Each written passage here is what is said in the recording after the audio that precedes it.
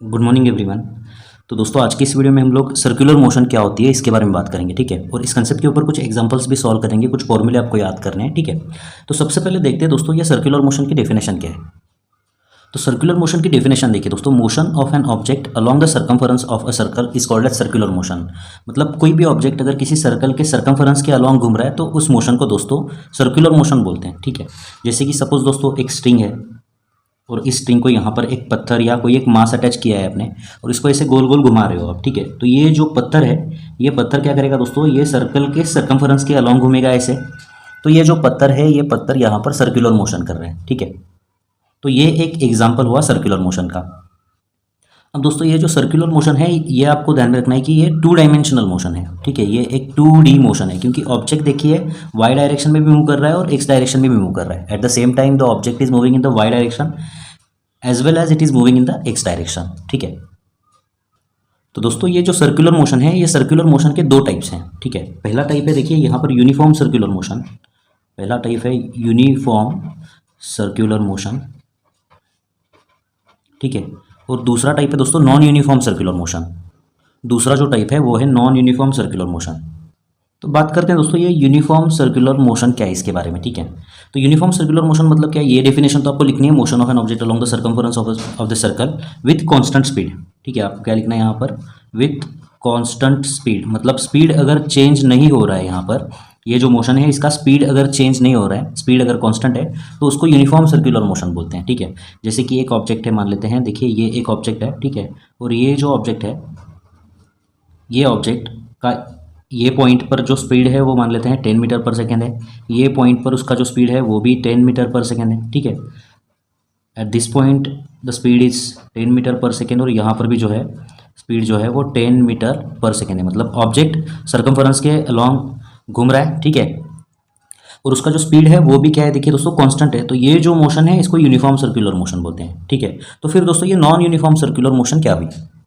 तो दोस्तों non uniform circular motion मतलब motion of an object along the circumference of circle with changing speed, ठीक है। मतलब कोई भी एक ऑब्जेक्ट है, ठीक है, और ये object along the circumference of circle घूम रहा है, मतलब ये सर्कुलर मोशन कर रहा है, लेकिन इसका जो स्पीड है वो चेंज होता जा रहा है। मतलब अगर यहाँ पर उसका स्पीड 10 मीटर पर सेकेंड है तो यहाँ पर कुछ अलग ही होगा, ठीक है। यहाँ पर उसका स्पीड मान लेते हैं 20 मीटर पर सेकेंड है, ठीक है।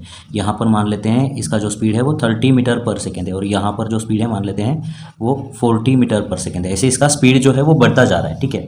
मतलब स्पीड चेंज हो रहा है, स्पीड चेंज हो रहा है, तो इसको नॉन यूनिफॉर्म सर्कुलर मोशन बोलते हैं, ठीक है, ओके। तो ये जो चैप्टर है दोस्तों मोशन इन प्लेन, इस चैप्टर में जो सर्कुलर मोशन आपको पढ़नी है वो सिर्फ आपको पढ़नी है यहाँ पर देखिए यूनिफॉर्म सर्कुलर मोशन। आपको नॉन यूनिफॉर्म सर्कुलर मोशन यहाँ पर नहीं पढ़नी है, ठीक है।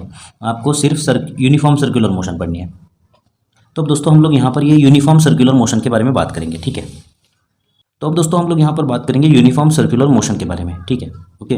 तो ये यूनिफॉर्म सर्कुलर मोशन क्या होती है इसके बारे में यहाँ पर हम लोग पढ़ चुके हैं। यूनिफॉर्म मोशन मतलब क्या, motion of an object along the circumference of circle with constant speed, ठीक है।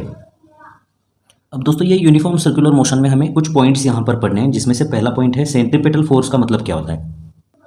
तो ये जो सर्कुलर मोशन है यूनिफॉर्म सर्कुलर मोशन, इसके अंदर दोस्तों सबसे पहले हमें यहाँ पर पढ़ना है सेंट्रीपेटल फोर्स का मतलब क्या है। फिर हमें दोस्तों सेंट्रीपेटल एक्सेलरेशन क्या होता है इसके बारे में बात करनी है। फिर दोस्तों टेंजेंशियल स्पीड क्या होता है, एंगुलर डिस्प्लेसमेंट, एंगुलर वेलोसिटी, ये टर्म्स आपको पढ़नी चाहिए यहाँ पर, ठीक है, ताकि इस कंसेप्ट के ऊपर आप एग्जाम्पल्स को सॉल्व कर सको। तो सबसे पहले दोस्तों हम लोग यहाँ पर सेंट्रीपेटल फोर्स क्या होता है इसके बारे में बात करेंगे। इसके बारे में ऑलरेडी क्लास 9-10 में आप बात कर चुके हो, इंट्रोडक्शन, ठीक है। यहाँ पर हम लोग बात करेंगे सेंट्रीपेटल फोर्स क्या होता है, फिर से रिवाइज करेंगे इसको। तो ये सेंट्रीपेटल फोर्स क्या होता है, force which is necessary for circular motion is called as centripetal force. तो सर्कुलर मोशन के लिए जो जरूरी फोर्स होता है दोस्तों उसको सेंट्रीपेटल फोर्स बोलते हैं। अगर सेंट्रीपेटल फोर्स नहीं है तो सर्कुलर मोशन पॉसिबल नहीं है, ये बात आपको ध्यान में रखनी है, ठीक है। तो सपोज दोस्तों एक ऑब्जेक्ट है, कोई भी एक ऑब्जेक्ट है, और ये ऑब्जेक्ट जो है अगर सर्कुलर मोशन कर रहा है, कोई भी सर्कुलर मोशन हो, चाहे वो यूनिफॉर्म हो नॉन यूनिफॉर्म हो, ठीक है, तो कोई भी सर्कुलर मोशन कर रहा है तो यहाँ पर सेंट्रीपेटल फोर्स की जरूरत है। अगर सेंट्रीपेटल फोर्स नहीं होगा तो ये सर्कुलर मोशन पॉसिबल नहीं है, ठीक है। तो सपोज ऑब्जेक्ट का मास m है, ठीक है, और ये जिस सर्कल के अलॉन्ग घूम रहा है उसकी रेडियस r है, ठीक है, ओके। और इसका जो स्पीड है वो v है मान लेते हैं, ठीक है। इसको टेंजेंशियल स्पीड भी बोला जाता है, ठीक है, ये v लेटर से दिखाया जाता है, ये टेंजेंशियल स्पीड है इसका, ठीक है। तो ये सर्कल को टेंजेंट है, देखिए यहाँ पर ये जो सर्कल है इसको टेंजेंट है, ठीक है, तो ये टेंजेंशियल स्पीड है।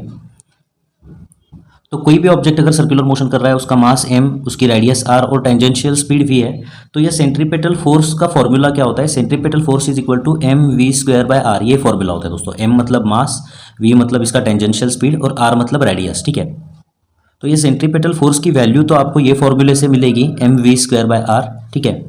लेकिन फिर दोस्तों ये सेंट्रीपेटल फोर्स की डायरेक्शन क्या होती है? इसकी डायरेक्शन दोस्तों along radius and towards the centre होती है, ठीक है। मतलब इस पॉइंट पर सेंट्रीपेटल फोर्स इस डायरेक्शन में लगेगा, ठीक है। जब ऑब्जेक्ट यहाँ पर होगा तो सेंट्रीपेटल फोर्स इस डायरेक्शन में लगेगा, towards the centre and along the radius. जब ऑब्जेक्ट यहाँ पर होगा दोस्तों, ठीक है, तो जो सेंट्रीपेटल फोर्स है वो इस डायरेक्शन में लगेगा, ओके। तो ये सेंट्रीपेटल फोर्स की डायरेक्शन क्या होती है दोस्तों? Along radius and towards the centre of the circle. किसी भी एक पॉइंट पर सेंट्रीपेटल फोर्स की डायरेक्शन क्या होती है? Along the radius and towards the centre of the circle, ठीक है। तो सपोज दोस्तों यहाँ पर देखिए सन है, ठीक है, ये मान लेते हैं, देखिए सन है, और इस सन के अराउंड जो अर्थ है वो अर्थ क्या कर रही है? यहाँ पर सर्कुलर मोशन कर रही है। एग्जैक्ट सर्कल नहीं है ये, लेकिन फिर भी मान लेते हैं ये सर्कुलर मोशन है, ठीक है, ओके। तो ये जो अर्थ है इस सन के अराउंड सर्कुलर मोशन कर रही है, तो यहाँ पर सेंट्रीपेटल फोर्स कहाँ है? यहाँ पर सेंट्रीपेटल फोर्स कौन प्रोवाइड कर रहा है? तो दोस्तों ये जो सन है इस अर्थ को अपनी तरफ खींच रहा है, ठीक है। ये कौन सा फोर्स है? ग्रेविटेशनल फोर्स है, ठीक है। तो ये ग्रेविटेशनल फोर्स जो है यहाँ पर, ये ग्रेविटेशनल फोर्स ही सेंट्रीपेटल फोर्स है, ठीक है। यहाँ पर ये ग्रेविटेशनल फोर्स सेंट्रीपेटल फोर्स है, ठीक है। मतलब ये ग्रेविटेशनल फोर्स सेंट्रीपेटल फोर्स ऐसे एक्ट होगा। जब अर्थ यहाँ पर होगी तो सन जो है उसको इधर खींचेगा, तो ये सेंट्रीपेटल फोर्स है, ठीक है। मतलब ग्रेविटेशनल फोर्स ही यहाँ पर सेंट्रीपेटल फोर्स है। जब अर्थ यहाँ पर होगी तो ये सन जो है उसको इधर खींचेगा, तो ये ग्रेविटेशनल फोर्स की वजह से ये जो अर्थ है वो घूम रही है। तो यहाँ पर जो सर्कुलर मोशन हो रहा है उसका जो कॉज है ये सेंट्रीपेटल फोर्स है। अगर ये सेंट्रीपेटल फोर्स नहीं होता तो ये अर्थ सन के अराउंड रोटेट नहीं करती, ठीक है, ओके। अब मान लेते हैं आपके पास दोस्तों यहाँ पर देखिए ये एग्जांपल हमने देखा था। मान लेते हैं आपके पास एक थ्रेड है, एक रस्सी है, उसको आपने यहाँ पर एक पत्थर बांधा हुआ है, ठीक है, और आप उसको ऐसे गोल गोल घुमा रहे हो, ठीक है, आप इसको ऐसे गोल गोल घुमा रहे हो, तो यहाँ पर सेंट्रीपेटल फोर्स कौन प्रोवाइड करेगा? तो यहाँ पर दोस्तों ये जो रस्सी है, इस रस्सी के अंदर का जो टेंशन होता है ना, ये टेंशन आपको सेंट्रीपेटल फोर्स प्रोवाइड करेगा। मतलब जब ये ऑब्जेक्ट यहाँ पर है तो रस्सी ऐसे होगी, तो ये सेंट्रीपेटल फोर्स टेंशन जो है इस डायरेक्शन में होगा, ये सेंट्रीपेटल फोर्स है। जब रस्सी यहाँ पर होगी, ऐसे ऑब्जेक्ट यहाँ पर होगा, तो ये सेंट्रीपेटल फोर्स की डायरेक्शन, मतलब जो टेंशन की डायरेक्शन है वो ऐसे होगी। अगर दोस्तों घुमाते वक्त मान लेते हैं रस्सी अगर टूट गई तो यहाँ पे टेंशन खत्म हो जाएगा ना, रस्सी का टेंशन खत्म, तो सेंट्रीपेटल फोर्स यहाँ पर नहीं होगा, तो ये ऑब्जेक्ट जो है ये ऐसे मतलब उधर चला जाएगा, ये सर्कुलर मोशन नहीं कर पाएगा, ठीक है। ये यूज है सेंट्रीपेटल फोर्स का, ठीक है। तो यहाँ पर दोस्तों हमने देखा सेंट्रीपेटल फोर्स का मतलब क्या है। अब दोस्तों हम लोग बात करेंगे यहाँ पर सेंट्रीपेटल एक्सेलरेशन क्या होता है, ठीक है, उसके बारे में। तो दोस्तों ये सेंट्रीपेटल एक्सेलरेशन क्या होता है, देखिए डेफिनेशन देखिए, acceleration due to centripetal force is called as centripetal acceleration, ठीक है। तो सेंट्रीपेटल फोर्स की वजह से जो एक्सेलरेशन होगा उसको सेंट्रीपेटल एक्सेलरेशन बोलते हैं। जैसे कि हमें पता है न्यूटन का सेकंड लॉ क्या है, force is equal to mass into acceleration. मतलब किसी ऑब्जेक्ट पर अगर फोर्स लग रहा है, ठीक है, तो उसके अंदर एक्सेलरेशन भी होगा, ठीक है। So F net is equal to mass into acceleration, ऐसा होना चाहिए था ये, ठीक है। तो कोई भी ऑब्जेक्ट पर अगर नेट फोर्स लग रहा है तो उसके ऊपर एक्सेलरेशन भी होगा, ठीक है। तो यहाँ पर देखिए दोस्तों ये जो ऑब्जेक्ट है, ये ऑब्जेक्ट जो सर्कुलर मोशन कर रहा है, ठीक है, ओके। तो क्या होगा यहाँ पर, ये जो ऑब्जेक्ट है इस ऑब्जेक्ट को इस डायरेक्शन में मतलब एक फोर्स लगेगा अगर सर्कुलर मोशन कर रहा है, तो इस फोर्स को ही सेंट्रीपेटल फोर्स बोलते हैं। और ये सेंट्रीपेटल फोर्स होता कितना है? ये होता है M V square by R, ठीक है। अब जैसे कि हमें यहाँ पर पता है दोस्तों force is equal to mass into acceleration, तो ये इक्वेशन 1 और इक्वेशन 2 को अगर हम कंपेयर करेंगे तो यहाँ पर देखिए ये फोर्स है, यहाँ पर फोर्स है, यहाँ पर ये मास है, यहाँ पर ये मास है, तो ये जो चीज़ है यहाँ पर, ये क्या होगा यहाँ पर दोस्तों, ये एक्सेलरेशन होगा। और कौन सा एक्सेलरेशन? ये होगा सेंट्रीपेटल एक्सेलरेशन। तो सेंट्रीपेटल एक्सेलरेशन जो है ये ऐसे दिखाया जाता है सेंट्रीपेटल एक्सेलरेशन, और इसका फॉर्मूला क्या है दोस्तों? वी स्क्वायर अपॉन आर, ठीक है। और यहाँ पर ये वी क्या है दोस्तों? वी होता है टेंजेंशियल स्पीड, ठीक है। वी क्या होता है दोस्तों? वी टेंजेंशियल स्पीड होता है, ठीक है। तो अब दोस्तों ये टेंजेंशियल स्पीड क्या होता है, देखिए यहाँ पर ये जो टेंजेंशियल स्पीड है, टेंजेंशियल स्पीड, ये वी लेटर से दिखाया जाता है ना, ठीक है, ओके। इसको सिंपली स्पीड भी बोल सकते हो आप, ओके। तो ये टेंजेंशियल स्पीड का मतलब क्या है कि सपोज एक ऑब्जेक्ट है, ठीक है, और ये ऑब्जेक्ट सर्कुलर मोशन कर रहा है, और यहाँ पर ये रेडियस मान लेते हैं आर है, ठीक है।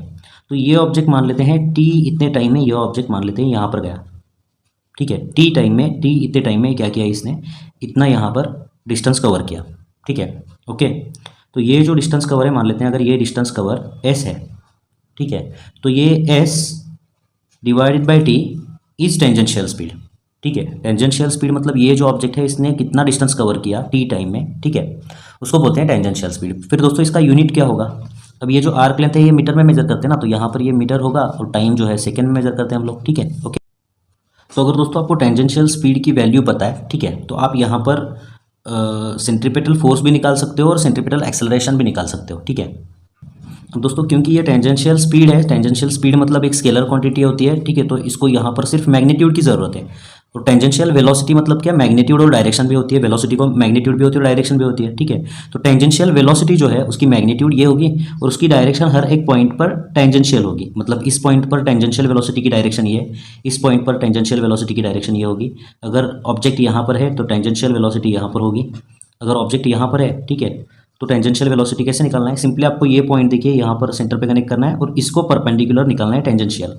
यहाँ पर देखिए हमने रेडियस निकाली, इसको परपेंडिकुलर होगी टेंजेंशियल लाइन, ये परपेंडिकुलर होना है, ठीक है। यहाँ पर ये परपेंडिकुलर होगा, यहाँ पर ये परपेंडिकुलर होगा, ठीक है। यहाँ पर ये ऑब्जेक्ट हमने क्या किया, यहाँ पर सेंटर से कनेक्ट किया, ये परपेंडिकुलर, ठीक है। तो टेंजेंशियल स्पीड जो है वो रेडियस को परपेंडिकुलर और ये सर्कल को टेंजेंशियल होता है, ठीक है। अब दोस्तों नेक्स्ट कंसेप्ट हमें यहाँ पर पढ़ना है जिसका नाम है एंगुलर डिस्प्लेसमेंट और एंगुलर वेलोसिटी क्या होता है, ठीक है। तो सबसे पहले हम लोग यहाँ पर बात करेंगे एंगुलर डिस्प्लेसमेंट के बारे में, ठीक है। तो ये एंगुलर डिस्प्लेसमेंट क्या होता है, देखिए, तो ये एंगुलर डिस्प्लेसमेंट दोस्तों थीटा लेटर से दिखाया जाता है, ठीक है। तो देखते हैं एंगुलर डिस्प्लेसमेंट होता क्या है। तो सपोज दोस्तों एक ऑब्जेक्ट है, ये ऑब्जेक्ट सर्कुलर मोशन कर रहा है, ठीक है, ओके, और ये मान लेते हैं इस पॉइंट पर, इस पोजीशन पर है, तो ये पोजीशन वेक्टर होता है, ठीक है। पोजीशन दिखाने वाला जो वेक्टर होता है उसको पोजीशन वेक्टर बोलते हैं, ठीक है, या रेडियस वेक्टर बोल सकते हो आप। अब मान लेते हैं टी इतने समय में ये ऑब्जेक्ट जो है मान लेते हैं यहाँ पर चला गया, तो ये पोजीशन वेक्टर होगा यहाँ पर, ठीक है। तो ये जो पोजीशन वेक्टर है, इस पोजीशन वेक्टर ने टी इतने समय में मान लेते हैं जितना एंगल सबटेंड किया ना यहाँ पर, उस एंगल को एंगुलर डिस्प्लेसमेंट बोलते हैं। ये जो एंगल है इसी को एंगुलर डिस्प्लेसमेंट बोलते हैं, ठीक है। तो ये एंगुलर डिस्प्लेसमेंट क्या है दोस्तों, angle swept by position vector. तो ये जो पोजीशन वेक्टर है यहाँ पर, ये पोजीशन वेक्टर ने कितना एंगल स्वेप्ट किया, ठीक है, उसको बोलते हैं दोस्तों एंगुलर डिस्प्लेसमेंट। अब दोस्तों क्लास 10 तक आप ये जो एंगुलर डिस्प्लेसमेंट है, मतलब जो एंगल है वो आप डिग्रीज में मेजर करते आए हो, लेकिन यहाँ पर दोस्तों 11th के बाद आपको क्या करना है, ये जो फिजिक्स के लिए एंगल जो है वो आपको रेडियन में मेजर करना है, ठीक है। तो इसका जो यूनिट होगा वो क्या होगा, वो होगा दोस्तों रेडियन, ठीक है, ओके। अब क्योंकि दोस्तों आप थीटा हमें रेडियन में मेजर करना है, तो डिग्री टू रेडियन कन्वर्जन और रेडियन टू डिग्री कन्वर्जन आपको आना चाहिए, ठीक है। तो डिग्री टू रेडियन कन्वर्जन कैसे करते हैं, देखिए, अगर कोई एंगल आपको डिग्री में पता है और उसका कन्वर्जन आपको रेडियन में करना है, ठीक है, तो आपको सिंपली उसको पाई बाय 180 से मल्टीप्लाई करना होगा, ठीक है, ओके। जैसे कि मान लेते हैं 90 डिग्रीज है, तो 90 डिग्रीज मतलब कितने रेडियन, तो ये 90 को क्या करना होगा दोस्तों, आपको पाई बाय 180 से मल्टीप्लाई करना होगा। तो यहाँ पर ये 90 टू ज़र क्या होगा 180, मतलब क्या हो जाएगा यहाँ पर पाई बाय 2 रेडियन, मतलब 90 डिग्रीज मतलब पाई बाय 2 रेडियन। तो पाई बाय 2 रेडियन लिखने का तरीका क्या है, पाई बाय 2 और ऊपर छोटा सा ऐसा सी लेटर दिखाते हैं, इसको बोलते हैं पाई बाय 2 रेडियन, ठीक है, ओके। अब जैसे कि दोस्तों 180 डिग्रीज मतलब कितनी रेडियन आपको निकालना है, तो 180 को क्या करना होगा, 180 को आपको पाई बाय 180 से मल्टीप्लाई करना होगा, ठीक है। तो यहाँ पे 180 से 180 मर गया और क्या होगा दोस्तों, यहाँ पर पाई रेडियन आ गया, मतलब 180 डिग्रीज मतलब पाई रेडियन, ओके। एक और देखते दोस्तों कंसेप्ट, 360 डिग्रीज मतलब कितने रेडियन, देखिए 360 डिग्रीज मतलब कितने रेडियन, तो 360 से आपको क्या करना है, पाई बाय 180 से मल्टीप्लाई करना है, ठीक है। तो यहाँ पर ये 0 से 0 कैंसिल हो गया, 18 टू ज़र 36, सो यहाँ पर ये आ जाएगा 2 पाई। तो इसका मतलब क्या है, 360 डिग्रीज मतलब क्या, 2 पाई रेडियन, ओके। और अगर दोस्तों आपको रेडियन का डिग्री में कन्वर्जन करना है, यहाँ पर देखिए रेडियन का डिग्री में कन्वर्जन करना है, तो सिंपली आपको क्या करना है दोस्तों, इसका जो इन्वर्स है मतलब 180 डिवाइडेड बाय पाई, इससे आपको क्या करना होगा, मल्टीप्लाई करना होगा, ठीक है। तो रेडियन एक एग्जांपल लेते हैं, pi by 2 radian, pi by 2 radian का आपको डिग्रीज में कन्वर्जन करना है, ठीक है। तो यहाँ पर ये क्या होगा, pi by 2 radian multiplied by 180 by pi हो जाएगा, पाई से पाई कैंसिल हो गया, ठीक है, 2 9 ज़र 18, ये 90 हो जाएगा, ठीक है, okay. So pi by 2 radian मतलब 90 डिग्रीज, 90 डिग्रीज मतलब पाई बाय 2 रेडियन, ठीक है। तो रेडियन टू डिग्री अगर कन्वर्जन करना है तो 180 बाय पाई, और डिग्री टू रेडियन कन्वर्जन करना है तो पाई बाय 180 से आपको मल्टीप्लाई करना होगा, ठीक है। एक और पॉइंट दोस्तों आपको यहाँ पर ध्यान में रखना है कि ये जो रेडियन है इसको कोई डायमेंशंस नहीं होते, ठीक है, इसको कोई डायमेंशंस नहीं होते। सो रेडियन हैज़ नो डायमेंशंस, ये डायमेंशनलेस क्वांटिटी है, ठीक है। सो डायमेंशंस, ओके। जैसे कि मास किस में मेजर करते हैं हम, मास का यूनिट क्या है, किलोग्राम है, और इसके डायमेंशंस क्या है, L0 M1 T0 है। स्पीड हम किस में मेजर करते हैं, मीटर पर सेकेंड में, और इसके डायमेंशंस क्या है, L1 M0 और T-1। वैसे दोस्तों ये एंगुलर डिस्प्लेसमेंट जो है वो रेडियन में मेजर करते हैं, लेकिन इसको कोई डायमेंशंस नहीं है, ये डायमेंशनलेस क्वांटिटी है, ठीक है। तो जैसे कि दोस्तों हमने यहाँ पर एंगुलर डिस्प्लेसमेंट के बारे में बात की है, अब बात करते हैं एंगुलर स्पीड क्या होता है उसके बारे में। तो दोस्तों ये जो एंगुलर स्पीड है, या एंगुलर स्पीड ओमेगा लेटर से दिखाया जाता है इसको, ठीक है। और ये एंगुलर स्पीड निकालने का क्या फॉर्मूला है दोस्तों, it is angular displacement divided by time. ठीक है, डिवाइडेड बाय क्या होगा दोस्तों, टाइम। तो एंगुलर डिस्प्लेसमेंट हम लोग थीटा लेटर से दिखाते हैं, टाइम हम लोग टी लेटर से दिखाते हैं। तो theta divided by T angular speed मिलेगा आपको। ठीक है, जैसे कि मान लेते हैं सपोज एक ऑब्जेक्ट है दोस्तों, ठीक है, और ये ऑब्जेक्ट सर्कुलर मोशन कर रहा है। ठीक है, ओके, और ये रेडियस है मान लेते हैं, और ये पोजीशन वेक्टर भी बोल सकते हो आप इसको। और मान लेते हैं टी इतने समय में ये ऑब्जेक्ट यहाँ पर गया। ठीक है, मतलब ये जो पोजीशन वेक्टर है वो ये पोजीशन पे चला गया। ठीक है, तो इसका एंगुलर डिस्प्लेसमेंट कितना है, थीटा, और कितने टाइम में दोस्तों ये ऑब्जेक्ट यहाँ से यहाँ गया है, टी इतने टाइम में। ठीक है, तो ये जो एंगुलर डिस्प्लेसमेंट है डिवाइडेड बाय टाइम, उसको बोलते हैं दोस्तों एंगुलर स्पीड। ठीक है, तो ये एंगुलर स्पीड का यूनिट क्या होगा दोस्तों, जैसे कि अब हम यहाँ पर फॉर्मूला देख चुके हैं, तो इसका यूनिट क्या होगा, थीटा। एंगुलर डिस्प्लेसमेंट हम लोग किस में मेजर करते हैं, रेडियन, और टाइम हम लोग किस में मेजर करते हैं, सेकेंड में। ठीक है, तो ये एंगुलर स्पीड जो है रेडियन पर सेकेंड में इसका यूनिट होगा। मतलब स्पीड अगर आपको मीटर पर सेकेंड में प्रोवाइड किया गया है तो ये ध्यान में रखिए दोस्तों, ये टेंजेंशियल स्पीड है, और अगर रेडियन पर सेकेंड में दिया हुआ है तो ये एंगुलर स्पीड है। ठीक है, तो फिर दोस्तों इसके डायमेंशंस क्या होंगे, देखिए लेंथ इसके अंदर है ही नहीं तो L0, रेडियन को कोई डायमेंशंस है ही नहीं, मास भी इसके अंदर नहीं है तो M0, और सेकेंड डिनोमिनेटर में तो टाइम रेस टू क्या होगा यहाँ पर -1, तो ये L0 M0 T-1 ये जो है एंगुलर स्पीड के डायमेंशंस हैं। लेकिन अगर टेंजेंशियल स्पीड के डायमेंशंस आपको निकालने तो उसका यूनिट मीटर पर सेकेंड है, तो यहाँ पर क्या होगा L1 M0 T-1 होगा। ये टेंजेंशियल स्पीड के डायमेंशंस हैं, ये एंगुलर स्पीड के डायमेंशंस हैं। ठीक है दोस्तों, एंगुलर स्पीड के बाद आपको एक और यहाँ पर पॉइंट पढ़ना है जिसका नाम है टाइम पीरियड। ठीक है, तो ये टाइम पीरियड क्या होता है, देखिए, तो ये टाइम पीरियड दोस्तों टी लेटर से दिखाया जाता है, कैपिटल टी लेटर से। अब देखते हैं इसकी डेफिनेशन क्या है। तो ये टाइम पीरियड क्या होता है, देखिए दोस्तों, time taken by an object for one revolution is called as time period. ठीक है, इसका मतलब क्या है कि ये जो ऑब्जेक्ट है, इस ऑब्जेक्ट को एक कंप्लीट रिवॉल्यूशन करके यहाँ पर आने के लिए जितना टाइम लगेगा उस टाइम को टाइम पीरियड बोलते हैं, और वो कैपिटल टी लेटर से दिखाया जाता है। ठीक है, अब दोस्तों जैसे कि हमने यहाँ पर देखा है कि टाइम पीरियड क्या होता है, अब बात करते हैं दोस्तों थोड़ा सा यहाँ पर देखिए एंगुलर स्पीड का मतलब क्या होता है। एंगुलर स्पीड मतलब एंगुलर डिस्प्लेसमेंट अपॉन टाइम। ठीक है, तो सपोज एक ऑब्जेक्ट है, और ये ऑब्जेक्ट मान लेते हैं एक रिवॉल्यूशन कर रहा है, तो एक रिवॉल्यूशन करने के लिए टाइम कितना लगेगा, टाइम पीरियड। ठीक है, और एक रिवॉल्यूशन करने के बाद ये जो ऑब्जेक्ट है इसने कितना डिस्प्लेसमेंट किया, एंगुलर डिस्प्लेसमेंट, ये एंगल कितना होता है, ये एंगल 360 हुआ ना। ये ऑब्जेक्ट एक रिवॉल्यूशन किया मतलब ये कितना एंगुलर डिस्प्लेसमेंट हो गया, 360 डिग्रीज, और 360 डिग्रीज मतलब कितना होता है 2 पाई रेडियन में होना चाहिए ना ये एंगुलर डिस्प्लेसमेंट। ठीक है, ओके, तो एक रिवॉल्यूशन के लिए अगर एंगुलर स्पीड का फॉर्मूला हम लिखेंगे तो हमें क्या मिलेगा, एंगुलर डिस्प्लेसमेंट कितना होगा 2 पाई, और टाइम पीरियड कितना t।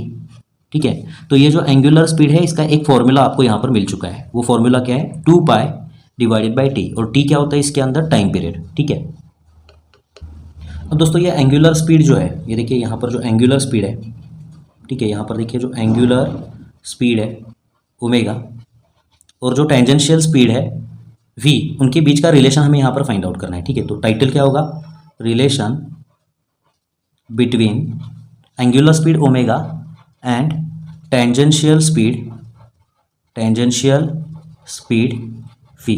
ठीक है, ओके, सो ओमेगा और v के बीच क्या रिलेशन है ये आपको यहाँ पर ध्यान में रखना है, उसका एक फॉर्मूला आपको याद करना है, कैसे आया उसके बारे में मैं आपको यहाँ पर बताऊंगा। ठीक है, ओके, तो एंगुलर स्पीड और जो टेंजेंशियल स्पीड है उनके बीच का रिलेशन देखने के लिए सपोज एक ऑब्जेक्ट है दोस्तों, एक ऑब्जेक्ट है, ठीक है, और ये ऑब्जेक्ट सर्कुलर मोशन कर रहा है, मान लेते हैं इस सर्कल की रेडियस r है। ठीक है, और इसका टेंजेंशियल स्पीड जो है मान लेते हैं v है, और इसका एंगुलर स्पीड जो है मान लेते हैं ओमेगा है। ओमेगा क्या है, एंगुलर स्पीड। ठीक है, और v क्या है दोस्तों यहाँ पर, टेंजेंशियल स्पीड।